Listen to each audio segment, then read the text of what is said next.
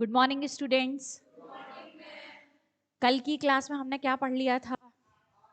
आर्य समाज। ठीक है, तो कल हमने जो है वो आर्य समाज के बारे में संपूर्ण चर्चा की थी कि आर्य समाज की स्थापना जो है 1875 ईस्वी में कहाँ की गई? बंबई में की गई। और फिर उसका प्रचार प्रसार जो है वो लाहौर में अधिक हो गया, तो उसके कारण उसका जो मुख्यालय है वो कहाँ स्थानांतरित कर दिया गया? लाहौर में स्थानांतरित कर दिया गया। आर्य समाज की जो मुख्य विचारधारा है वह वेद आधारित है। किस पर आधारित है? वेद। तो हिंदू धर्म ग्रंथ के जो आपके वेद हैं, 4 वेदा, ऋग्वेद, यजुर्वेद, सामवेद और अथर्ववेद, इन पर जो विश्वास करते हैं वो हैं आपके स्वामी दयानंद सरस्वती। तो स्वामी दयानंद सरस्वती जो है उन्होंने आर्य समाज की स्थापना की और उन्होंने हिंदू धर्मावलंबियों को 2 वर्ग में बांटने का प्रयास किया था, जिसमें उन्होंने एक वर्ग वह बांटा जो केवल वेदों की शिक्षा में आपके विश्वास करता था, और दूसरा वर्ग उन्होंने वह बांटा जो वेदों के साथ साथ उपनिषद, आरण्यक ग्रंथ, आपके वेदांग और स्मृति ग्रंथ, अन्य जो आपके वेदांत वगैरह हैं, इनमें क्या करते थे? विश्वास करते थे। तो इन्होंने जो है वो उन लोगों को पुनः हिंदू धर्म को फिर से स्थापित करने के लिए, हिंदू धर्म के लोगों में आत्मविश्वास जगाने के लिए कि आपने जो सामाजिक कुरीतियों को अपना लिया है उनका उल्लेख तो आपके धर्म ग्रंथ में है ही नहीं। ठीक है, तो आप इन कुरीतियों को क्या करें? छोड़ें और आप नए तरीके से अपने हिंदू धर्म का अनुसरण करना शुरू करें। तो इसी के लिए उन्होंने एक समाज की स्थापना करी जिसका नाम क्या था? आर्य समाज। ठीक है, तो आर्य समाजी को जो है वो प्रत्येक आर्य समाजी को 10 नियमों का पालन करना पड़ता था, और इस आर्य समाज ने भारतीय जो हिंदू धर्म है, इस हिंदू धर्म में सुधार करने के लिए अनेकों कार्य करे, और हिंदू धर्म के पुनरुत्थान में योगदान देने में इन्होंने क्या किया? एक तो शुद्धि आंदोलन चलाया। शुद्धि आंदोलन चलाकर ऐसे हिंदू धर्मावलंबी जो किसी लालच के कारण, किसी लोभ के कारण या किसी संस्था के दबाव या भय के कारण ईसाई या आपके मुस्लिम धर्म में क्या हो गए थे? परिवर्तित हो गए थे, तो उनको पुनः हिंदू धर्म में आने के लिए क्या किया? प्रोत्साहित किया। हवन के माध्यम से वे शुद्धिकरण करवा के पुनः हिंदू धर्म में वापसी कर सकते थे। इसके बाद उन्होंने फिर से हिंदू जो धर्म है, हिंदुइज्म जो है, इसे ग्लोरीफाइड करने का काम जो है वो आर्य समाज के द्वारा किया गया, और हिंदू धर्म के बारे में क्या चीजें हैं उसको पुनः जो है वो व्याख्यायित करने का काम किसने किया? आपके स्वामी दयानंद सरस्वती ने किया। ठीक है, अब हम यहाँ पर आज एक नई संस्था के बारे में पढ़ने वाले हैं जिसका नाम है थियोसोफिकल सोसाइटी ऑफ इंडिया। क्या संस्था को पढ़ेंगे हम? थियोसोफिकल सोसाइटी ऑफ इंडिया को पढ़ेंगे। तो आप जान लें पहले कि ये जो थियोसोफिकल सोसाइटी ऑफ इंडिया है, इसका नाम थोड़ा हमें अलग सा लग रहा है। ठीक है, ये इसलिए हमको अलग लग रहा है क्योंकि थियोसोफी वर्ड जो है वो बेसिकली आपके ग्रीक लैंग्वेज का शब्द है। किस भाषा का शब्द है? ग्रीक। ठीक। दूसरी बात, आपको यहाँ पर ये ध्यान देना है कि हिंदू धर्म में सुधार से संबंधित आंदोलन जो है वो केवल भारत में नहीं हुआ, बल्कि भारत के अलावा विदेशों में भी हुआ। ठीक है, अब यहाँ पर ये बात आई कि यार विदेशों में हिंदू धर्म सुधार आंदोलन की बात होने लगी, क्यों होने लगी?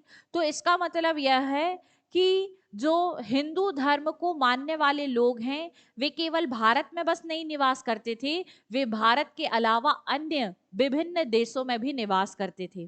ठीक, और जब वे भारत के अलावा अन्य विभिन्न देशों में निवास करते थे तो उन लोगों ने भी हिंदू धर्म के प्रमुख प्रमुख ग्रंथों को क्या किया था? अध्ययन किया, पढ़ा। ठीक है, जैसे हम देखेंगे कि विदेश में रहने वाले लोगों ने भी हिंदू धर्म के वेद के बारे में, वेदांत और वेदांग के बारे में, उपवेद के बारे में, आरण्यक ग्रंथ के बारे में, स्मृति ग्रंथ के बारे में, पुराणों के बारे में उन्होंने भी पठन पाठन और खूब ज्यादा अध्ययन किया। और जब वे हिंदू धर्म से बहुत अधिक प्रभावित हो गए तो उन्होंने हिंदू धर्म का अनुसरण करना शुरू किया। ठीक है, वे हिंदू धर्म को क्या करने लगे? मानने लगे, और वे हिंदू धर्म के एक अच्छे फॉलोअर के रूप में वहां पर भी हिंदू धर्म का प्रचार प्रसार कर रहे थे। परंतु जब उन्होंने देखा कि कालांतर में हिंदू धर्म में कई विशिष्ट सामाजिक कुरीतियों का या बुराइयों का समावेशन हो गया है, तो इन लोगों ने भी विदेश में रहकर भी हमारा जो हिंदू धर्म है उस हिंदू धर्म की सामाजिक कुरीतियों के उन्मूलन का कार्य किया, और उसमें सुधार लाने का प्रयास इन विदेशी लोगों ने भी किया। और इसी कार्य को करने के अनुक्रम में इन विदेशी लोगों ने एक संस्था का गठन किया जिसका नाम है थियोसोफिकल सोसाइटी ऑफ इंडिया। ठीक है।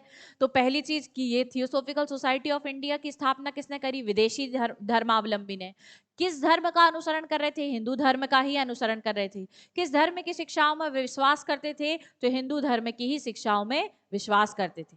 और इनका उद्देश्य क्या था? इनका उद्देश्य था कि समय के साथ जो हिंदू धर्म है इसमें जो आपके सामाजिक कुरीतियां आ गई हैं उन सामाजिक कुरीतियों को दूर करना और हिंदू धर्म में सुधार करना, इसका पुनरुत्थान करना और उसे पुनः उसी ग्लोरीफाइड रिलीजन के रूप में स्टैब्लिश करना जैसा कि वो प्रारंभिक दौर पर था।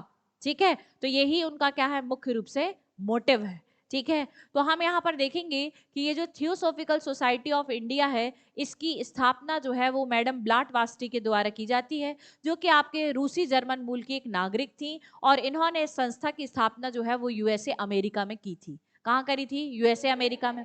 ठीक, इसके बाद आप देखेंगे कि ये जो आपके मैडम ब्लाटवास्टकी हैं इनके साथ जो है वो कर्नल अलकाट भी जुड़ जाते हैं और फिर इन दोनों ने मिलकर वहां आपके अमेरिका वाले क्षेत्र में इस संस्था के माध्यम से हिंदू धर्म सुधार करने का क्या किया? जिम्मा उठाया। फिर हम देखेंगे कि इन लोग जो है इस धर्म के बारे में और अधिक जानने के प्रयास के कारण जहां से इसका ओरिजिन यानी उद्भव हुआ है, कहां से उद्भव हुआ है? भारत से। तो ये उसी भारत देश में क्या हो जाते हैं? आ जाते हैं। और जब भारत में आते हैं तो इन लोग उसका प्रारंभिक मुख्यालय थियोसॉफिकल सोसाइटी ऑफ इंडिया का बनाते हैं बंबई। कहाँ बनाते हैं? बंबई। और बंबई के बाद ये उसके मुख्यालय को आपके मद्रास के अडयार नामक स्थान पर क्या कर देते हैं? स्थापित करते हैं। और यहाँ पर जो है वे पुनः हिंदू धर्म के बारे में संपूर्ण शिक्षाओं को प्राप्त भी करते हैं और उसके साथ साथ हिंदू धर्म सुधार आंदोलन के रूप में इसे आगे बढ़ाते हैं। ठीक है, अब यहाँ पर ध्यान दीजिएगा कि यही हिंदू धर्म और यही थियोसॉफिकल सोसाइटी जो है वो विश्व के कई अनेक देशों में उसकी शाखाएं खोली गई थी। और इसी थियोसॉफिकल सोसाइटी ऑफ इंडिया की एक शाखा जो है वो आपके इंग्लैंड में भी खोली गई थी, यानी आपके यूनाइटेड किंगडम के भी विभिन्न शहरों में खोली गई थी। जहां पर आपके आयरलैंड पर जो आयरिश मूल की एक महिला थी जिसका नाम था श्रीमती एनी बेसेंट। क्या नाम था? Shrimati Annie Besant. तो ये भी इस थियोसॉफिकल सोसाइटी ऑफ इंडिया से वहां जुड़ी और जब ये वहां जुड़ी तो इनके जुड़ने के कारण मतलब जुड़ी और जुड़ने के बाद जब इन्होंने हिंदू धर्म के बारे में जाना और पुराण धर्म ग्रंथ वेद वेदांत उपनिषद आदि का इन्होंने अध्ययन किया तो जुड़ने के बाद जो आपके श्रीमती एनी बेसेंट हैं इनका ईसाई धर्म से विश्वास उठ गया। और चूंकि इनके जो पति थे वो पादरी थे, कहाँ पर? चर्च पर। तो इन्होंने जो है वो ईसाई धर्म से विश्वास उठ गया और जब ईसाई धर्म से विश्वास इनका उठ गया तो इन्होंने फिर अपने पति से तलाक ले लिया और तलाक लेने के बाद जो है ये भारत आई और भारत आकर इन्होंने थियोसॉफी की शिक्षा प्राप्त करना शुरू किया। किसकी शिक्षा प्राप्त करना शुरू करती हैं? थियोसॉफी की। कौन करती हैं? आपके श्रीमती एनी बेसेंट। और जब आपके थियोसॉफी की शिक्षा प्राप्त करने के लिए एनी बेसेंट आती हैं तो ये थियोसॉफी में विश्वास भी करती हैं। यहाँ पर आप देखेंगे कि आगे आकर जब ये थियोसॉफिकल सोसाइटी ऑफ इंडिया से जुड़ जाती हैं तो ये अपना धर्म परिवर्तन भी कर लेती हैं और ये ईसाई धर्म को छोड़कर हिंदू धर्म को अपना लेती हैं। तो आप देखेंगे कि विदेशी भी जो है वो हिंदू धर्म से बहुत अधिक संख्या में क्या हुए? प्रभावित हुए। और श्रीमती एनी बेसेंट पूर्ण रूप से हिंदू बन गई। उन्होंने संपूर्ण रूप से हिंदू धर्म का पालन करना शुरू किया। वे हिंदू वेशभूषा को धारण करने लगी। जैसा हिंदू लोग जो है वो रहन सहन रखते थे उसी रहन सहन का पालन करने लगी। वैसा ही खान पान रखने लगी। उसी संस्कृति को एज इट इज जो है उन्होंने फॉलो करना क्या कर दिया? शुरू कर दिया। तो ये कंप्लीटली आपके हिंदुइज्म की बेस्ट फॉलोअर के रूप में सामने आई श्रीमती एनी बेसेंट और इन्होंने थियोसॉफिकल सोसाइटी ऑफ इंडिया की जो ब्रांच आपके मद्रास के अडयार में स्थापित हुई थी इसको संपूर्ण भारत के विभिन्न क्षेत्र में फैलाने का काम भी किया। और आप देखेंगे कि बाद में जो आपके आयरिश महिला जो श्रीमती एनी बेसेंट हैं इन्होंने थियोसॉफी की शिक्षा प्रदान करने का काम किया। और जब भारतीय लोगों ने देखा कि अरे ये एक विदेशी महिला होके भी हिंदू धर्म में इतनी आस्था रखती है और हम जो हैं जो हम भारतीय हैं हम खुद हिंदू हैं और हमें खुद अपने धर्म पर ही विश्वास नहीं है, ठीक है। तो जब एनी बेसेंट इस तरीके से हिंदुइज्म को फॉलो करके और उसका प्रचार प्रसार कर रही थी और उसके सिद्धांतों को आगे बढ़ावा दे रही थी, तो हिंदू धर्म के लोगों को खुद पर जो है वो ग्लानि महसूस हुई कि हम खुद हिंदू होकर अपने धर्म के बारे में ही नहीं जानते और अपने धर्म का जो स्वरूप है उसे हमने क्या कर दिया है, बिगाड़ दिया है। हमें भी इनकी तरह ही हिंदू धर्म में सुधार करने के लिए सहयोग करना चाहिए। तो आप देखेंगे कि जब एक विदेशी कर सकता है तो हम स्वदेशी होकर भी कर सकते हैं। और इस प्रकार से एनी बेसेंट ने हिंदुओं को पुनः उनके धर्म के प्रति आत्मविश्वास जगाया और थियोसोफिकल सोसाइटी ऑफ इंडिया भी भारत में एक ऐसी संस्था के रूप में सामने आई जो हिंदू धर्म और समाज सुधार का कार्य करेगी। ठीक है। तो फाइनली आपने यहाँ से जो पूरा आपका बेस था उसके बारे में जाना कि स्थापित कहाँ होती है, अमेरिका में। फिर कहाँ आती है, आपके भारत आती है। भारत में उसका क्या बन जाता है, हेडक्वार्टर बन जाता है। और वहां पर आप एक महिला, कौन, एनी बेसेंट, जो कि आयरलैंड की है, आयरिश मूल की महिला है, वो भी वहां पर थियोसोफिकल सोसाइटी ऑफ इंडिया की एक ब्रांच से क्या होती है, जुड़ती हैं। परंतु उनको लगता है कि इसे अच्छा तो वहीं चले जाओ जहां से इसका ओरिजिन हुआ है, तो वहीं जाकर हम इसके ब्रह्म विद्या का या इसके रहस्यात्मक दर्शन का हम क्या कर पाएंगे, ज्यादा अच्छे से हम शिक्षा प्राप्त कर पाएंगे। तो वो यहाँ पर आई और फिर यहाँ पर क्या हुई, थियोसॉफी से क्या हो गई, जुड़ गई। ठीक है। और फिर उसके बाद उन्होंने हिंदू धर्म के दर्शन को जाना, उसकी दार्शनिकता को जाना और इसकी ख्याति के बारे में जो उन्होंने सुन रखा था उसके गूढ़ रहस्य तथा रहस्यात्मक विद्याओं को जानने का क्या किया, प्रयास किया। किसने, आपके एनी बेसेंट ने। ठीक है। तो एनी बेसेंट जो है वो उन्होंने आपके भागवत गीता का अंग्रेजी भाषा में ट्रांसलेशन करवाया। उन्होंने अधिकांश जो आपके हिंदू धर्म ग्रंथ हैं, जैसे उपनिषद हैं, वेद, वेदांग, उपवेद आदि हैं, इनका अंग्रेजी भाषा में वो ट्रांसलेशन करवाती हैं। और इतना अच्छा ट्रांसलेशन करती थी और इतना अच्छा वो चीज़ों को व्याख्यायित करती थी आपके धर्म ग्रंथों को।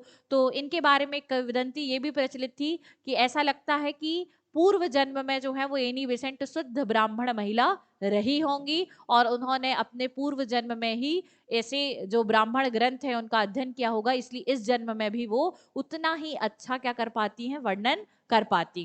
किसके बारे में कहा गया, एनी बेसेंट जी के बारे में कहा गया। और एक और बात कि ये जो आपका थियोसोफिकल सोसाइटी ऑफ इंडिया है, ये जो संस्था है ये पुनर्जन्म में क्या करती थी, विश्वास करती थी। इसीलिए आपके एनी बेसेंट के बारे में ये सारी बातें कही जाती। ठीक है, क्लियर। तो यहां से जो है वो हम किसकी शुरुआत करते हैं, थियोसोफिकल सोसाइटी ऑफ इंडिया की बात करेंगे। ठीक है। अच्छा, यहां पर हम देखेंगे कि यहाँ एक शब्द जो है वो है आपका क्या, थियोसोफी।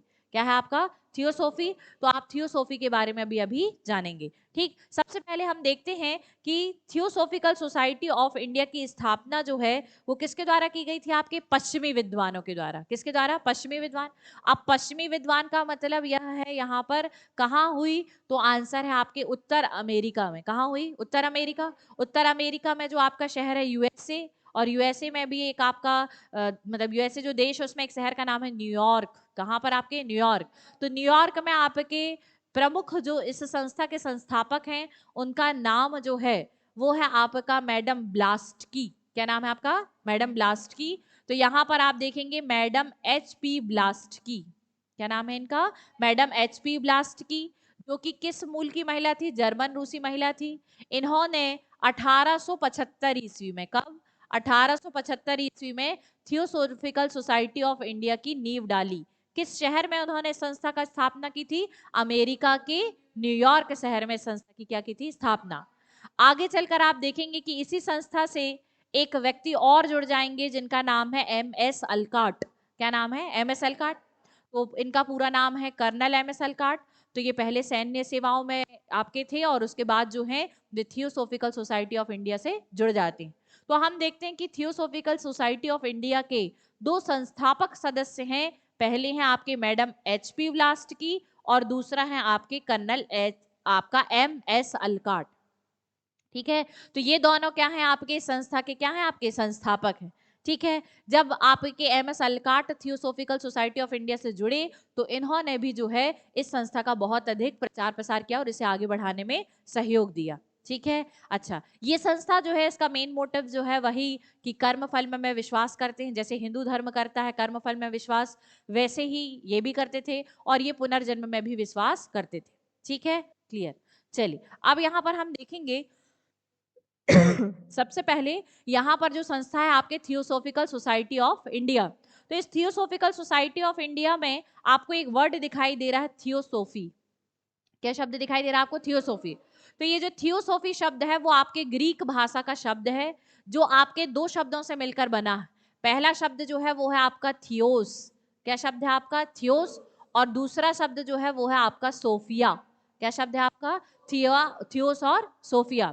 ठीक है, तो ये थियोस और सोफिया वर्ड्स से मिलकर बना है, जिसका मूल अर्थ यह है कि हमको ईश्वर से जुड़ने के लिए जो आपका आध्यात्मिक मार्ग है, उस आध्यात्मिक मार्ग का अनुसरण करना है और हमें हर्षोन्माद के साथ ईश्वर के बारे में ज्ञान प्राप्ति का प्रयास करना है।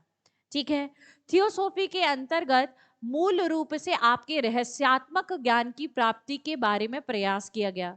अब यहाँ पर बात आती है कि ये रहस्यात्मक विषय क्या है, गूढ़ विषय क्या है। तो रहस्यात्मक और गूढ़ विषय वे हैं, जैसे आप प्रश्न पूछते हैं ना कि आत्मा क्या है ना, परमात्मा क्या है, परमात्मा तक पहुंचने का मार्ग क्या है, परमात्मा से हमारा साक्षात्कार कैसे हो, परमात्मा से हम कैसे मिल सकते हैं, व्यक्ति की जीवन कैसे प्राप्त होता है, किसी भ्रूण में जो है वो जीवात्मा का प्रवेश कैसे होता है, जीवात्मा किसी व्यक्ति के शरीर से बाहर कैसे निकल जाती है, जन्म कैसे होता है, मृत्यु कैसे होती है, क्यों जीव जो है वो अलग अलग योनियों में प्रवेश करता है, क्यों जन्म मृत्यु का चरण समाप्त ही नहीं होता, हम मोक्ष कैसे प्राप्त कर सकते हैं, ये सारे विषय जो हैं वो आपके रहस्यात्मक या गूढ़ विषय होते हैं। और इन्हीं के प्रश्नों के जवाब प्राप्त करने की जो विद्या है उसे ही हम थियोसॉफी के नाम से जानते हैं।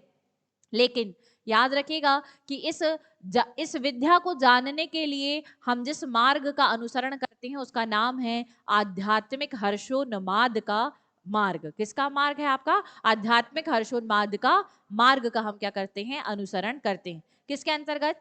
थियोसॉफी के अंतर्गत। ठीक है, चलिए अब इसके बाद कि अच्छा, और इसी थियोसॉफी के माध्यम से हम ब्रह्म, ब्रह्म मतलब खुद ईश्वर को जानने का भी क्या करते हैं? प्रयास। ठीक है, तो अगर हिंदू धर्म की बात करें तो हिंदू धर्म में अहम ब्रह्मास्मि की अवधारणा है। किसकी? अहम ब्रह्म, यानी मैं ही क्या हूं? ब्रह्म हूं।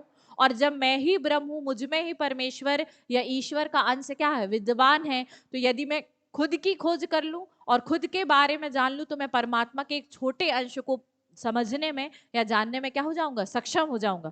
तो इसको प्राप्त करने के बारे में भी जो है वो आपके थियोसॉफी के बारे में शिक्षा दी जाती थी, या यही विद्या जो सिखाई जाती थी उसे हम क्या कहते हैं? थियोसॉफी कहते हैं। ठीक है, तो यहाँ पर ये कि थियोसॉफी जो है वो आपके, इसे ब्रह्म विद्या भी कहा जाता था, और यह विद्या जो है वो आपके धर्म, दर्शन और गूढ़ विद्या का क्या थी? मिश्रण थी।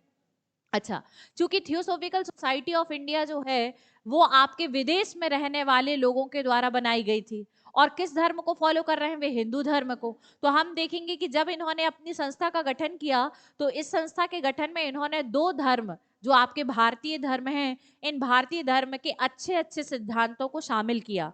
तो उन दो धर्म में आपका पहला है हिंदू धर्म और दूसरा है आपका बौद्ध धर्म। तो हिंदू और बौद्ध धर्म की जो आपकी विद्याएं हैं या शिक्षाएं हैं उनका ये क्या करते थे? अनुसरण करते थे। तो थियोसॉफी किसका सम्मिश्रण है? हिंदू धर्म की शिक्षाओं का और सिद्धांत और ज्ञान का, और दूसरा आपके बौद्ध धर्म। तो हम यहाँ पर देखेंगे कि हिंदू और बौद्ध धर्म के मिश्रित तत्वों का समावेशन ही क्या है? आपका थियोसॉफी। ठीक है, अब यहाँ पर ध्यान दीजिएगा कि इस थियोसॉफी का करने का मुख्य उद्देश्य क्या है। इसका मुख्य उद्देश्य है कि इनको सभी धर्मों का क्या करना है? अध्ययन करना है, इन्हें सत्य की क्या करना है? खोज करना है। और इनके मुख्य रूप से थियोसॉफिकल सोसाइटी ऑफ इंडिया के जो है वो 4 प्रमुख बिंदु थे। ठीक है, कि ये इनके आधार पर जो है वो थियोसॉफी की शिक्षा देते थे। पहला, कि इन्होंने ईश्वर की एकता पर बल दिया। किस पर बल दिया? ईश्वर की एकता पर बल दिया। इनका कहना था कि ईश्वर एक ही है, एकेश्वरवाद के सिद्धांत को इन्होंने क्या किया? फॉलो किया। दूसरा, आप देखेंगे ये विश्व बंधुता और भाईचारे पर विश्वास करते थे। तब आप देखेंगे कि एक आयरिश मूल की महिला जो है वो भारत आएगी और भारत में रहकर जो है वो भारतवासियों को उनके स्वतंत्रता संग्राम आंदोलन में भी प्रेरित करेगी, उनको उनके हिंदू धर्म के पुनरुद्धार और फिर से उसे पुनर्स्थापित करने में भी क्या करेगी? मदद करेगी। कौन? एक आयरिश मूल की महिला। तो भाई वो वैश्व बंधुत्व या वैश्विक भाईचारे की भावना से क्या है? प्रेरित है। ठीक है, तीसरा आप देखेंगे कि उन्होंने, इनका मानना था कि परमेश्वर के अलग अलग रूप हो सकते हैं, लेकिन ईश्वर है कैसा? एक ही है। चौथी बात ये कि ये दिव्य आत्मा, और इन्होंने क्या माना था कि हर दिव्य आत्मा और प्राणी का अपना क्या होता है? एक अनुक्रम होता है, यानी ये पुनर्जन्म की अवधारणा में भी विश्वास करते थे। ठीक है, तो इनके चार मूल बिंदु क्या है? पहला एकेश्वरवाद, दूसरा है विश्व बंधुता और भाईचारे पर बल दिया, तीसरा आप देखेंगे परमात्मा के विभिन्न रूपों पर जो है वो स्वीकार करते थे। उनका मानना था कि परमेश्वर हर जगह सर्वज्ञ सर्वत्र विद्यमान है, वो फूल में भी है, वो पत्ती में भी है, वो कलियों में भी है, वो जानवर में भी है, वो इंसान में भी, वो हर किसी में विद्यमान है। हर सजीव वस्तु पर जो है वो आपके क्या है? परमेश्वर विद्वान है, उसके कई रूप हो सकते हैं। ठीक है, तो इसी विविधता को उन्होंने स्वीकार किया था। इन्होंने पुनर्जन्म और आत्मा की सत्यता पर क्या किया है? विश्वास किया। ठीक है, तो ये चार जो है वो आपके थियोसॉफी के क्या है? मुख्य बिंदु है। अब यहां पर बात आती है कि थियोसॉफिस्ट कौन है। ठीक है, तो इस थियोसॉफी को अनुसरण करने वाले, इस थियोसॉफी को लागू करने वाले, अपने जीवन में उतारने वाले और थियोसॉफी के मार्ग पर चलने वाले लोग ही थियोसॉफिस्ट हैं। और ये थियोसॉफिस्ट कहाँ के थे? तो आंसर है विदेश के थे। कहाँ के थे? विदेश के। तो हम यदि भारत में बात करते तो थियोसॉफी की मूल शिक्षा जो है वो हिंदू धर्म और बौद्ध धर्म से निकली है, तो वे तो क्या कहलाएंगे? हिंदू और बौद्ध धर्मावलंबी कहलाएंगे। परंतु थियोसॉफिस्ट कौन है? जो आपके थियोसॉफी पे विश्वास करते हैं। और ये कहाँ पर रह रहे थे? आपके विदेश में रह रहे थे। तो आप यहाँ पर देखेंगे कि थियोसॉफिस्ट जो है वो आपके विदेश यानी पाश्चात्य देशों के क्या हैं? निवासी हैं। और ये पाश्चात्य देशों के निवासी जो हैं वो किन किन आपके धर्म ग्रंथों पर विश्वास करते हैं? अच्छा, ये थियोसॉफी की जो शिक्षा है वो भारतीय धर्म ग्रंथ के किस धर्म ग्रंथ से मूल रूप से निकली है? तो आंसर याद रखिएगा, वेद से, वेदांत से यानी उपनिषद से, अरण्यक ग्रंथ से, पुराण आदि से। ठीक है, और उपवेद वेदांग आदि से। तो हम देखेंगे कि हमारे जो हिंदू धर्म ग्रंथ हैं और आपके बौद्ध धर्म ग्रंथ हैं, इन बौद्ध धर्म ग्रंथ और हिंदू धर्म ग्रंथ के जो आपका ज्ञान है या जो अच्छी चीजें हैं उनको ग्रहित करके एक आपके एक अलग विद्या बनाई गई जिसका नाम क्या किया गया?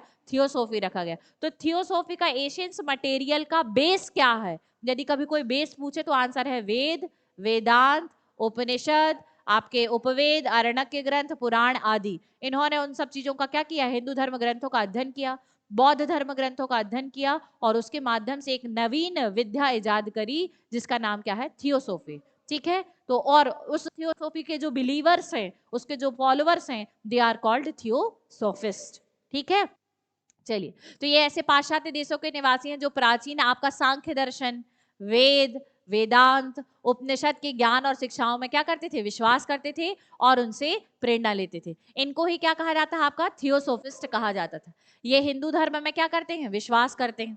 अब थियोसॉफिस्ट की मूल मूल आपकी विशेषताओं को जान लीजिए। पहला कि ये हिंदू धर्म में विश्वास करते हैं, दूसरा ये पुनर्जन्म में और कर्मवाद में विश्वास करते हैं। ठीक है, ये प्राच्य हिंदू धर्म में विश्वास करने वाले क्या हैं? लोग हैं, लेकिन ये निवास कहां पर कर रहे हैं? पश्चिमी देशों या विदेशों में क्या कर रहे हैं? निवास। पर विश्वास किस पर कर रहे हैं भाई? ये हिंदू धर्म में विश्वास करते हैं। ठीक है, अब इसके बाद हम देखेंगे कि थियोसॉफिकल सोसाइटी ऑफ इंडिया जब भारत में आ जाएगी, भारत में स्थापित हो जाएगी, तो उसको 1907 से 1907 से उस संस्था को भारत में लंबे समय तक विस्तारित करने का काम जो है एक महिला जिसका नाम श्रीमती एनी बेसेंट है, इन्होंने किया। ठीक है, तो आज जो है वो पहले एनी बेसेंट के बारे में जान लेते हैं कि इन्होंने भारत में कौन कौन से काम किए हैं। एनी बेसेंट का स्वतंत्रता संग्राम में आंदोलन अलग पढ़ेंगे। आज का टॉपिक एनी बेसेंट का हिंदू धर्म सुधार के बारे में है। किसके बारे में है? हिंदू धर्म। तो एनी बेसेंट को आज हिंदू धर्म सुधार आंदोलन के रूप में आप पढ़ने जाएंगे। ठीक है, तो सबसे पहले ये कि एनी बेसेंट जो है वो यूरोप महाद्वीप में आपके जो यूनाइटेड किंगडम आपका एक देश है वहां पर आपके आयरलैंड की निवासी थी, इसलिए इनको हम आयरिश मूल की महिला के नाम से जानते हैं। ठीक है, आयरिश मूल की महिला है, ये वहीं पर थियोसॉफिकल सोसाइटी ऑफ आपके इंडिया नामक ये जो संस्था है, इसी थियोसॉफिकल सोसाइटी नामक संस्था से वहां पर जुड़ी और इन्होंने इसकी शिक्षाओं के बारे में जाना। और जब ये इससे जुड़ी तो जुड़ने पर अपने जीवन के आरंभिक दिनों में ही इनका ईसाई धर्म से विश्वास उठ गया। और जब ईसाई धर्म से विश्वास उठ गया तो इन्होंने अपने पति जो कि आपके ईसाई धर्म में क्या थे? पादरी थे, उनसे क्या कर लिया? तलाक ले लिया। ठीक है, क्लियर? तो इनके बारे में जान लीजिए कि ये आयरिश मूल की महिला हैं, ये भारतीय हिंदू धर्म से बहुत अधिक प्रेरित और प्रभावित थी। ये थियोसॉफिकल सोसाइटी से कहां पर जुड़ी थी? इंग्लैंड में। ठीक है, तो ये थियोसॉफिकल सोसाइटी की शाखा कहाँ थी? इंग्लैंड में भी रही होगी, तब तो वहां जुड़ी। और आप देखेंगे कि ये इतना अधिक भारतीय हिंदू धर्म से प्रभावित हो गई, थियोसॉफी से ये इतना अधिक प्रभावित हो गई कि इन्होंने आरंभिक जो इनके दिन थे उनमें ही उनसे ईसाई धर्म से क्या हो गया? इनका विश्वास उठ गया और इनके पति से उन्होंने क्या ले लिया? तलाक ले लिया। फिर आप देखेंगे कि ये जो थियोसॉफिकल सोसाइटी ऑफ इंडिया है, इसके संपर्क में कब आती है? आपके 1882 में। तो 1882 में ये आपके एनी बेसेंट जो है वो थियोसॉफिकल सोसाइटी के संपर्क में आई और फाइनली ये आपके ऑफिशियली 1889 में 1889 में जो है वो आपके औपचारिक रूप से क्या होती है? इस संस्था से जुड़ जाती। संपर्क में कब आई? 1882 में। और फाइनली इस संस्था से वो पूरे तरीके से डेलिबरेटली डिवोटेड होकर जुड़ गई। कब? 1889 में। ठीक है, तो औपचारिक रूप से ये 1889 में संस्था से क्या हो जाती है? जुड़ जाती। लेकिन आप देखेंगे कि थियोसॉफिकल सोसाइटी ऑफ इंडिया की संस्थापक कौन थी? आपके मैडम ब्लाटवास्टकी और दूसरे कौन थे? आपके अलकाट, कर्नल अलकाट। तो ये जो कर्नल अलकाट हैं और मैडम ब्लाटवास्टकी हैं, इन्होंने जो है वो इसका प्रचार प्रसार कर रहे थे और उन्होंने इसकी शाखा कहां पर? मद्रास के अडयार नामक शहर पर स्थापित करी। परंतु आप देखेंगे कि मैडम ब्लाटवास्टकी की क्या हो जाती है? मृत्यु। ठीक है, मैडम ब्लाटवास्टकी की मृत्यु कब हो जाती है? 1891 में हो जाती है। तो जब मैडम ब्लाटवास्टकी की मृत्यु होती है तो ये उनकी मृत्यु पर भारत आई। कौन आई? आपके एनी बेसेंट। तो एनी बेसेंट का भारत आगमन कब हो जाता है? आपका 1891 में हो जाता है। और फिर एनी बेसेंट जो है वो भारत आकर पूर्णतः क्या बन गई? आपके हिंदू धर्म से जुड़ गई और इन्होंने पूर्णतः हिंदू धर्म को अपना लिया। ये हिंदू धर्म जैसा अटायर पहनती थी, जैसी वेशभूषा हिंदू धर्म के धर्मावलंबी पहनते थे वैसे ही पहनती थी। संस्कृति को अपना लिया, खान पान, रहन सहन, दिनचर्या, पूरे आपके जैसा हिंदू धर्म के लोग अपने धर्म को मानते हैं, जैसा अनुसरण करते हैं, वैसा ही कंप्लीटली क्या हो गई? आपके हिंदू बन गई। कौन? आपके एनी बेसेंट। तो एनी बेसेंट जो है वो भारत 1891 में आती है और पूर्णतः हिंदू धर्म का अनुसरण करने लगती।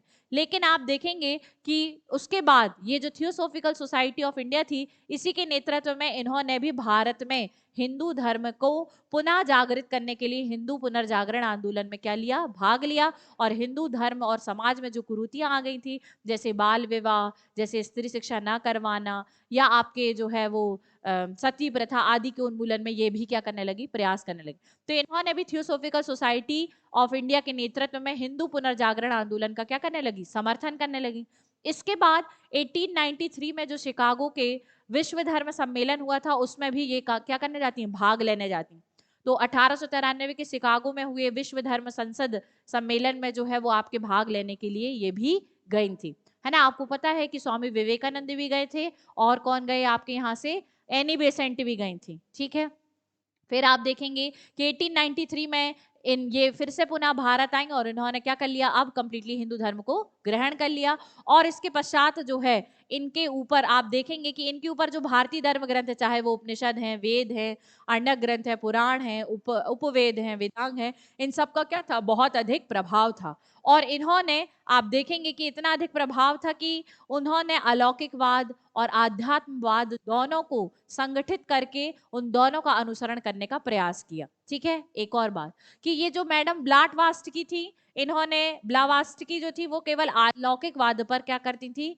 जोर देती थी, या अलौकिकवाद पर ही क्या करती थी? विश्वास करती थी। लेकिन आप देखेंगे कि जो आपके एनी बेसेंट है वो दोनों पर विश्वास करती थी, अलौकिकवाद पर भी और आध्यात्म पर विश्वास करती थी। इन्होंने इस संस्थान के माध्यम से हिंदू धर्म के क्षेत्र में जो है वो बहुत अधिक काम किया। जो हमारा भारतीय समाज था, इनमें जो कई कुप्रथाएं आपके फैली हुई थी, जैसे बाल विवाह, दहेज प्रथा, विधवा पुनर्विवाह का ना होना, ऐसी सभी प्रथाओं का इन्होंने क्या किया? विरोध किया और उनके उन्मूलन में प्रयास किया। ठीक है, इस संस्था की जो राष्ट्रीय शाखा थी उसका एक प्रधान कार्यालय जो है इन्होंने 1895 में उत्तर प्रदेश के वाराणसी में भी स्थापित करने का क्या किया है? कार्य। किसने? आपके एनी बेसेंट ने।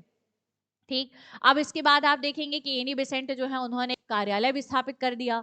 फिर इसके बाद एनी बेसेंट जो है वो 1898 में, किसमें? आपके 1898 में वाराणसी यानी बनारस में इन्होंने सेंट्रल हिंदू कॉलेज की स्थापना करी। पहले ये सेंट्रल हिंदू स्कूल था, सेंट्रल हिंदू स्कूल से सेंट्रल हिंदू कॉलेज बना, और इस सेंट्रल हिंदू कॉलेज में उन्होंने इस थियोसॉफी की शिक्षा ही देना प्रारंभ करवा दी। किसकी शिक्षा देना? थियोसॉफी की शिक्षा। तो थियोसॉफी की शिक्षा के अंतर्गत, थियोसॉफी के शिक्षा के अंतर्गत जो रहस्यात्मक और गूढ़ विषय होते थे वे तो पढ़ाए ही जाते थे, ब्रह्म विद्या का ज्ञान तो दिया ही जाता था। उसके साथ साथ आप देखेंगे कि जो हिंदू धर्म है और जो आपके पाश्चात्य वैज्ञानिक विषय हैं, इनकी भी शिक्षा दी जाती थी। कहां पर? आपके बनारस हिंदू कॉलेज में, या इसको हम बोलेंगे सेंट्रल हिंदू कॉलेज में। ठीक है, तो 1898 में श्रीमती एनी बेसेंट ने सेंट्रल हिंदू कॉलेज की स्थापना करी, जहां पर हिंदू धर्म की, थियोसॉफी की और इसके साथ साथ पाश्चात्य वैज्ञानिक विषयों की क्या दी जाती थी? शिक्षा दी जाती थी। ठीक है, फिर आगे चलकर आप देखेंगे कि यही जो सेंट्रल हिंदू कॉलेज है, ये महामना मदन मोहन मालवीय जी के प्रयासों से 1916 में इसे बनारस हिंदू विश्वविद्यालय में क्या किया जाएगा? कन्वर्ट किया जाएगा। ठीक है, तो बनारस हिंदू विश्वविद्यालय के रूप में इसे क्या कर दिया गया? परिवर्तित कर दिया गया। ये पहले स्थापित हुआ तो किस नाम से स्थापित हुआ? सेंट्रल हिंदू कॉलेज के नाम से। कब स्थापित हुआ था? 1898 में। और इसी का नाम बनारस हिंदू विश्वविद्यालय कब हुआ? 1916 में।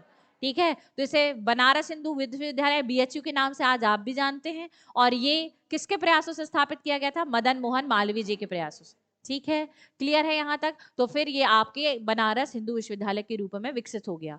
ठीक, अच्छा, इनका काम 1898 में इन्होंने क्या किया? सेंट्रल हिंदू कॉलेज किया। और उसके बाद आप देखेंगे कि 1907 में जो थियोसॉफिकल सोसाइटी ऑफ इंडिया है, उसके दूसरे जो व्यक्ति हैं उनकी भी क्या हो जाती है? मृत्यु हो जाती है। ठीक है, तो आप देखेंगे कि पहली बार जब मैडम ब्लाटवास्टिकी की मृत्यु होती है, तब वो आयरलैंड से कहाँ आई थी? भारत आई थी।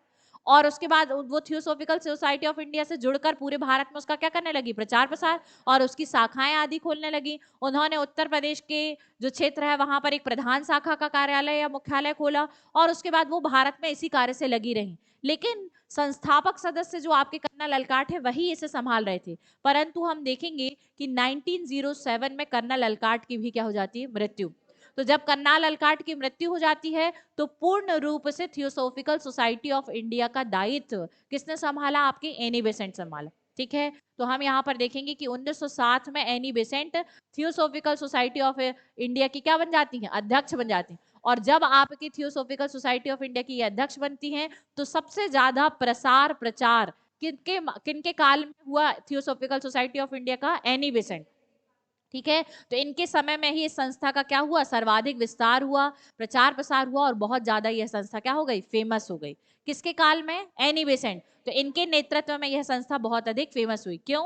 क्योंकि भाई जब एक विदेशी व्यक्ति जो है वो आपके हिंदू धर्म में इतनी आस्था विश्वास रख सकता है, आपके हिंदू धर्म में को इतने अच्छे तरीके से अनुकरण कर सकता है, तो आप हिंदू धर्म के स्वयं होकर उस धर्म को आप नहीं जानते हैं, तो आपको भी हिंदू धर्म को जानने का प्रयास करना चाहिए। इसने फिर से हिंदू धर्म के लोगों में वह पुनः जागृति की कि वे अपने धर्म को क्या कर सकें? मूल रूप से जान सकें। तो हिंदू धर्म के लोगों को, उनको पुनः आत्मविश्वास से भरने का काम कौन ने किया? आपके एनी बेसेंट ने किया। ठीक है, अच्छा, इनका जो मुख्य विश्वास था वो था ईश्वर की एकता पर बल देना, आत्मा की एकता पर बल देना, पुनर्जन्म और कर्म सिद्धांत पर बल देना।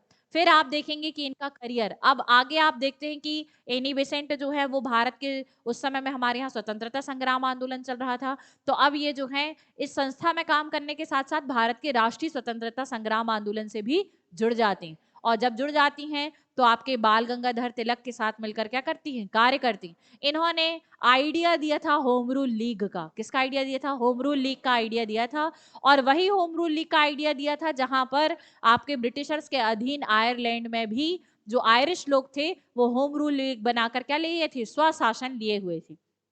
ठीक है, तो स्वशासन या आपके ऑटोनॉमी जैसा कॉन्सेप्ट जो है वो होम रूल लीग के माध्यम से एनी बेसेंट ने दिया। और फिर आप देखेंगे कि स्वतंत्रता संग्राम आंदोलन के दौरान बाल गंगाधर तिलक और आपके श्रीमती एनी बेसेंट क्या करते हैं? होम रूल लीग की स्थापना करते हैं और उनका प्रचार प्रसार करते हैं। ठीक है, और इतना अधिक जो है इन्होंने प्रचार प्रसार किया कि ब्रिटिशर्स जो है वो इनके आगे झुके, और इनके माध्यम से जो है फिर समझौता करने के बाद जो है वो आपके जो है आपके आंदोलन को कमजोर भी करने का क्या किया आपके ब्रिटिशर्स ने प्रयास किया। ठीक है, तो होम रूल लीग जो है वो अपने चरम स्तर तक भी क्या होता है, पहुंचता है।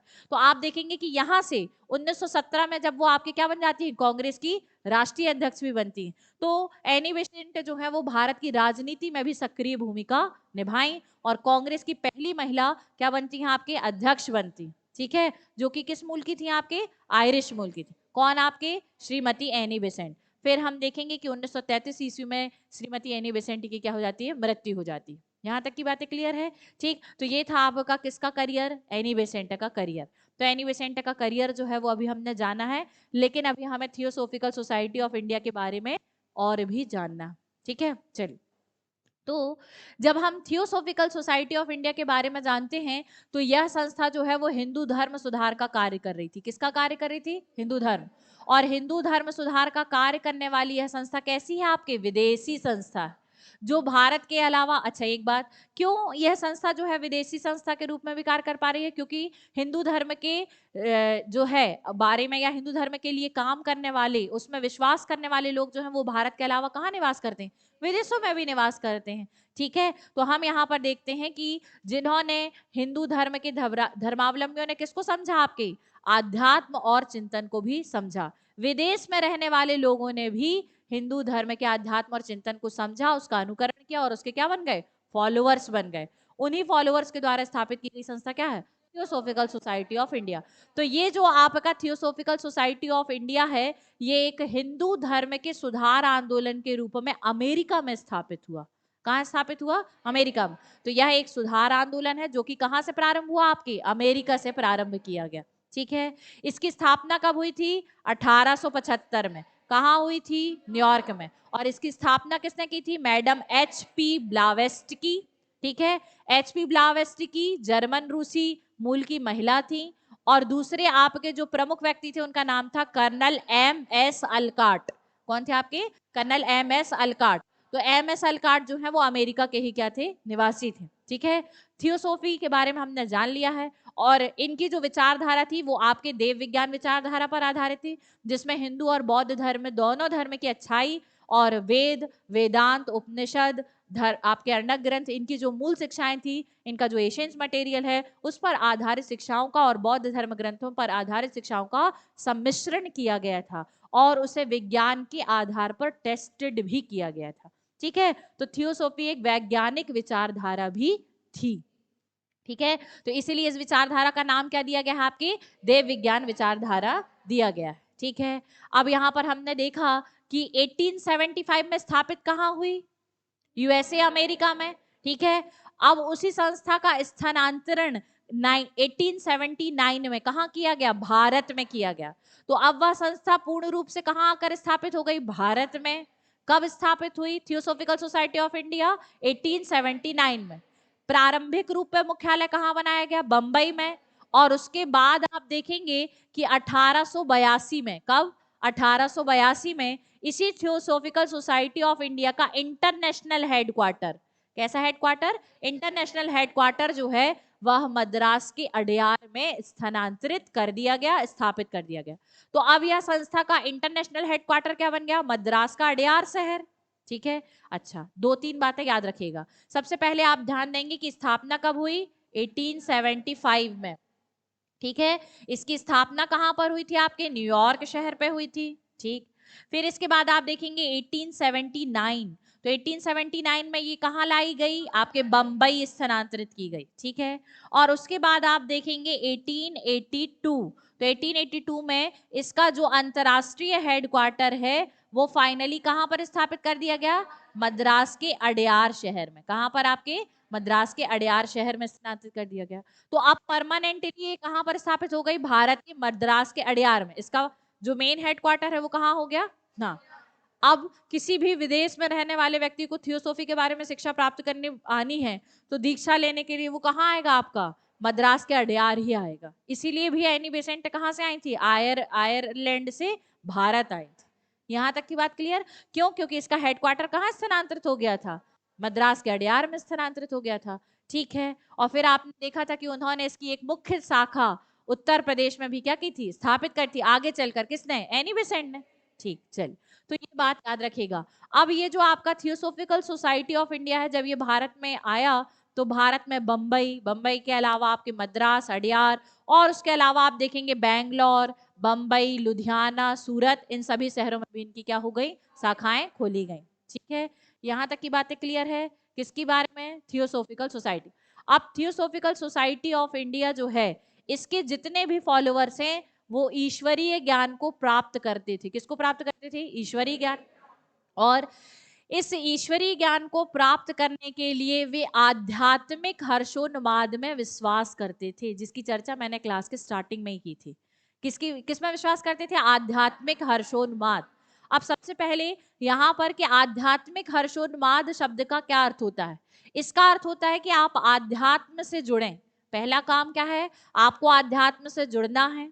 दूसरा है आपको उसके तत्वों से परिचित होकर किससे जुड़ना है, आपको ईश्वर से जुड़ना है। और फिर आपको किसको समझना है, ईश्वर को समझना। ठीक है, आध्यात्मिक हर्षोन्माद का अर्थ होता है सबसे पहले आपको आध्यात्म से जुड़ना है। आध्यात्म से जुड़ने की कई विधियां हैं, जैसे आप ध्यान करते हैं, योग करते हैं, हठ योग करते हैं, निद्रा योग करते हैं, कई प्रकार विपश्यना करते हैं, कई प्रकार की प्रक्रियाएं जो है आप उनको, आप किससे जुड़ने के लिए करते हैं, आध्यात्म। तो पहला जो कार्य है वह है आपका आध्यात्म से जुड़ना। आध्यात्म से जुड़ने के बाद आप किससे जुड़ेंगे, ईश्वर से जुड़ेंगे। और फिर आप ईश्वर से क्या करेंगे, आप उसको, ईश्वर को समझेंगे। तो आध्यात्म से जुड़ना, ईश्वर से जुड़ना और फिर ईश्वर को समझना, ये तीन प्रक्रियाएं ही आध्यात्मिक हर्षोन्माद कहलाती हैं, जो कि थियोसॉफी का मुख्य जो है मूल तत्व है। थियोसॉफी का मूल तत्व क्या है, आध्यात्मिक हर्षोन्माद के माध्यम से ईश्वर का साक्षात्कार करना या ईश्वर के बारे में जानना, यही क्या है आपके थियोसॉफी। ठीक है, और इसके माध्यम से आप फिर क्या करते हैं, ईश्वरीय तत्वों को समझते हैं। और इसी पर थियोसॉफिकल सोसाइटी ऑफ इंडिया क्या देता है, बल देता है। ठीक, अब थियोसॉफिस्ट की मुख्य विचारधारा है कि ये इस किस में विश्वास करते हैं, ईश्वर में विश्वास करते हैं, या आध्यात्म में विश्वास करते हैं। और इनकी जो कंप्लीट जो फिलॉसफी है वो किस पर आधारित है, आपके विज्ञान पर आधारित।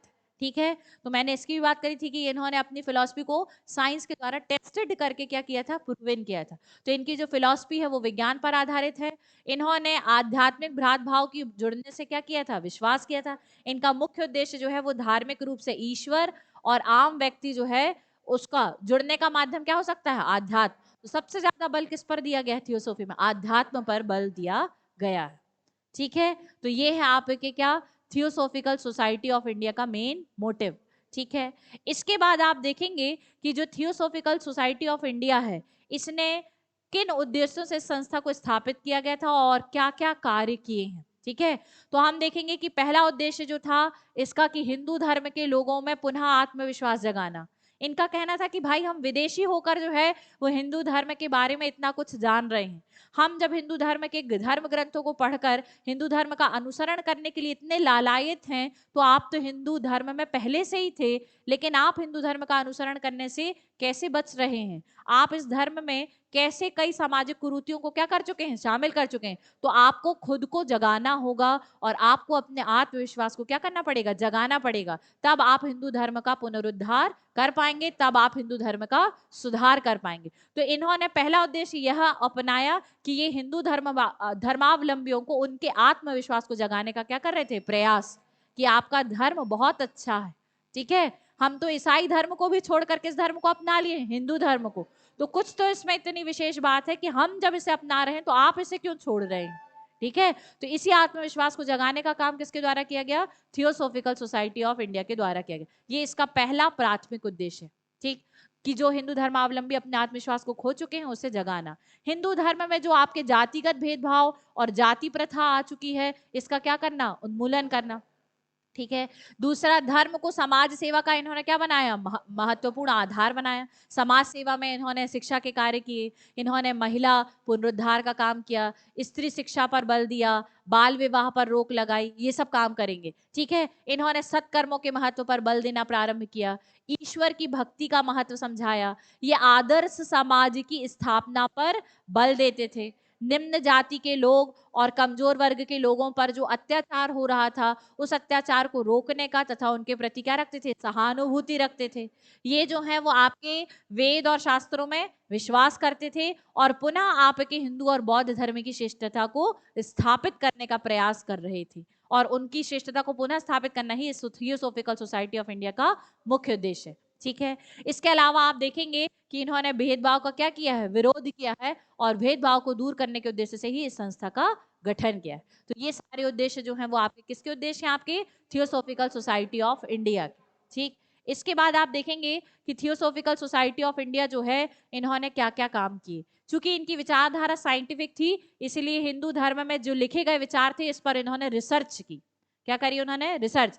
यानी आप देखेंगे कि इन्होंने हिंदू धार्मिक विचारों पर कई शोध किए और इसके अलावा इन्होंने हिंदू शास्त्रों का क्या किया, अनुवाद करके उन्हें प्रकाशित किया ताकि विश्व के अन्य लोग या विश्व के अन्य धर्मों के लोग भी जो है वो हिंदू धर्म की इस प्राचीन गूढ़ रहस्यात्मक विद्या के बारे में क्या हो चुके हैं, परिचित हो सकें, है ना। तो इन्होंने भाषाई दृष्टि से उनको सरल बनाने के लिए हिंदू शास्त्रों का क्या किया, अनुवाद किया। और जब इन्होंने अनुवाद किया तो लोगों के में तो जागरूकता आई। सबसे ज्यादा जागरूकता किसमें आई, आपके भारत के लोगों में बौद्धिक जागरूकता उत्पन्न हुई और उन्होंने उस जो संस्कृत भाषा में लिखा हुआ क्लिष्ट धर्म ग्रंथ होता था जिसे सब लोग समझ नहीं पाते थे उसको आसान भाषा में बदलने का काम किसने किया गया, श्रीमती एनी बेसेंट और उनके नेतृत्व में जो संस्था थी क्या आपके थियोसॉफिकल सोसाइटी ऑफ इंडिया, उसके माध्यम से यह कार्य किया गया और भारत में बौद्धिक जागरूकता को फैलाने का काम, उसको गतिशील करने का काम इनके द्वारा किया गया। इसके बाद हम देखेंगे कि इनका विश्वास था कि आध्यात्मिक आपके भ्रातृभाव होना चाहिए।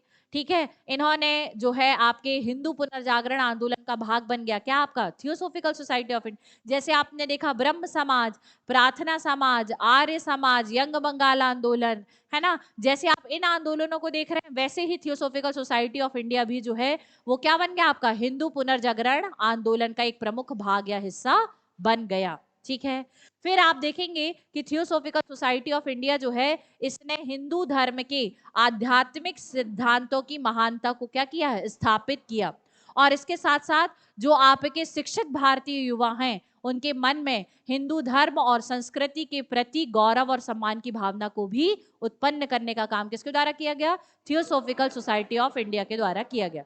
ठीक है, इस संस्था ने जो है वो आपके प्राचीन हमारे जो धर्म दर्शन थे, चाहे वो आपके वेद हो, वेदांत हो, वेदांग हो, उपवेद हो, पुराण हो, आपके अर्णक ग्रंथ हो, इन सब की दर्शन की महत्ता पर भी क्या दिया है, बल दिया। ठीक है, और उसको पुनः स्थापित करने में आपका प्रयास किया, भारतीय लोगों को उनके धर्म के प्रति जो है फिर से जागरूक किया और उनके मन में राष्ट्रीयता की भावना का विकास करने का भी प्रयास किया। किसके माध्यम से, थियोसॉफिकल सोसाइटी ऑफ इंडिया के माध्यम से। ठीक है, इसके अलावा आप देखेंगे ये सब काम तो किसके क्षेत्र पे हुआ, धर्म के क्षेत्र पर थियोसॉफिकल सोसाइटी ऑफ इंडिया जो है इसने सामाजिक सुधार के क्षेत्र पे भी काम किए। ठीक है, और सामाजिक सुधार के रूप में ही काम किया, इसलिए तो हम इसका काम क्या कर रहे हैं, सामाजिक धार्मिक सुधार आंदोलन के रूप में। ठीक है, तो जब आप सामाजिक सुधार के रूप में कहेंगे तो सामाजिक कुरीतियों का उन्मूलन करना, तो उस समय का जो भारतीय समसामयिक समाज है वह कई सामाजिक कुरीतियों से क्या हुआ था, ग्रस्त था। जैसे आप देखते हैं कि उस समय के तत्कालीन समाज में सती प्रथा थी, आपके बाल विवाह हो रहे थे, ठीक है, आपके छुआछूत होता था, जातिगत भेदभाव थे, अस्पृश्यता थी, जाति वर्ग में आपके एक उच्च वर्ग था, एक आपका निम्न वर्ग था, उच्च वर्ग के द्वारा निम्न जाति वर्गों पर अत्याचार किया जाता था, अस्पृश्यता का अनुसरण किया जाता था, इन और बाल विवाह आदि को इन्होंने दूर करने का क्या किया, प्रयास किया। स्त्री पुरुष जो है समानता पर बल दिया, स्त्री शिक्षा पर बल दिया, स्त्री को सशक्त करने के प्रयास पर इन्होंने क्या दिया, बल दिया। तो हम देखेंगे कि सामाजिक सुधार के क्षेत्र पे जो आपका थियोसॉफिकल सोसाइटी ऑफ इंडिया है वह काम क्या क्या करेगा। पहला काम जो है वो है आपके स्त्री शिक्षा पर बल देना। दूसरा काम है सामाजिक कुरीतियां जैसे कि छुआछूत, जात पात और बाल विवाह का इन्होंने क्या किया, विरोध किया। शिक्षित हिंदुओं को हिंदू धर्म की प्राचीन विरासत से फिर से क्या किया, जागृत किया कि हम विदेशी होकर आपके हिंदू धर्म में इतना विश्वास करते हैं और हिंदू धर्म इतना ग्लोरिफाइड है, इतना रहस्यात्मक है और आप अपने धर्म को ही नहीं जानते और आप इस धर्म को छोड़कर क्या कर रहे हैं, इन नवीन पाश्चात्य धर्म और पाश्चात्य संस्कृति का अनुकरण कर रहे हैं। तो आप उसे छोड़िए, पाश्चात्य संस्कृति का अनुकरण करना बंद कीजिए, हिंदू धर्म को ही पहले जान लीजिए ऐसा करने का प्रयास किसके द्वारा किया गया? Theosophical society of India. ठीक है। अच्छा, इन्होंने नवयुवकों में भी क्या किया है? शिक्षा का सुधार। इन्होंने नस्ल, लिंग, जाति, रंग आदि के भेदभाव को समाप्त करके लोगों में समानता विकसित करने का प्रयास किया। इसके अलावा हम देखेंगे कि हिंदू धर्म की प्राचीन जो आपके विरासत है उसे पुनः स्थापित करने का भी काम किसके द्वारा किया गया? थियोसॉफिकल सोसाइटी ऑफ इंडिया के द्वारा किया गया। तो ये था आपका कंप्लीट क्या? थियोसॉफिकल सोसाइटी ऑफ इंडिया, जो आपके एक सामाजिक और धार्मिक सुधार आंदोलन के रूप में हमको दिखाई देता है। वास्तव में ये संस्था कहाँ पर बनी? आपके विदेश में भी कहाँ? अमेरिका के न्यूयॉर्क शहर में, है ना। और फिर उस संस्था का स्थानांतरण भारत में मद्रास में हुआ, और मद्रास में रहकर फिर इसने अपनी कई शाखाएं स्थापित की, और मुख्य रूप से हिंदू धर्म सुधार और हिंदू पुनर्जागरण आंदोलन के रूप में संस्था ने काम किया, जिसमें मुख्य रूप से योगदान कौन देगी? आपके श्रीमती एनी बेसेंट देंगे। ठीक है। संस्थापक तो अपना कार्य करेंगे ही करेंगे। एनी बेसेंट जो है उन्होंने इस धर्म आंदोलन को, धार्मिक सुधार आंदोलन को बढ़ाया भी, और भारत की राजनीति में अपनी सक्रिय भूमिका में भी योगदान दिया। ठीक है। तो आज की क्लास में जो है वो theosophical society of India complete हो गया है। कल की क्लास में जो है वो हम रामकृष्ण सभा के बारे में और इसके अलावा जो है आपके स्वामी विवेकानंद के बारे में डिस्कशन करेंगे। ठीक है। Thank you.